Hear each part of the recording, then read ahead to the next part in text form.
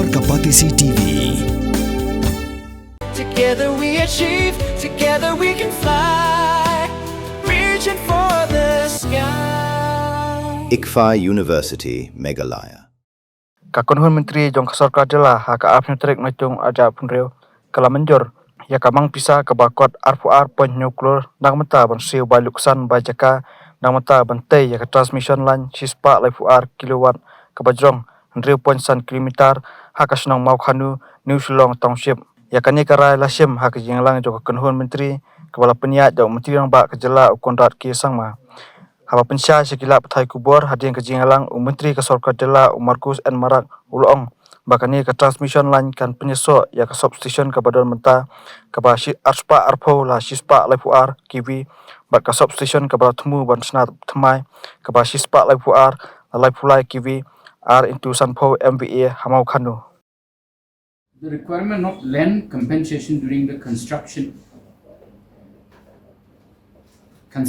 of 132 kV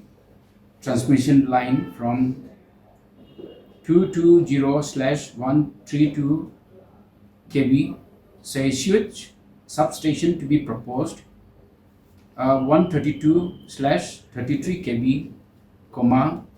2 into 50 MVA Maukhanu substations. Basically, there was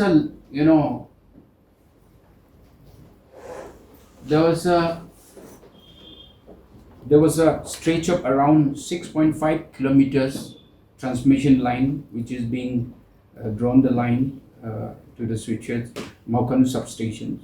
So there government has to acquire some plot of land there, so which cabinet has already approved. It's a stretch of 6.5 kilometers for 22 crores 37,83,729. So cabinet has approved this substation line, and beneath this power line, transmission line will be the plot where the department will be using. So that is called right of way. So Kanong ba bernihan kadon hauput usam hapadeng ka Assam bat Meghalaya kawe katham artli ki jela hakabenta jong ka Assam dan kumba arpautli ki karkhana red category bat ka Central Pollution Control Board kalapin benaya kate kathan kum ka Jaka ka belong critically polluted hangta kadon ka air quality monitor ka balapin pau ya ka khubor balapau perthai hakabenta jong ka Meghalaya pan dan tang santali ki karkhana red category kaju ka leer ka baya bentalang hinrai ka jingmi jabo ka yapher dena kata ka daw kini artli ki jela menta kisdang pen khre banthaw ya ka joint action plan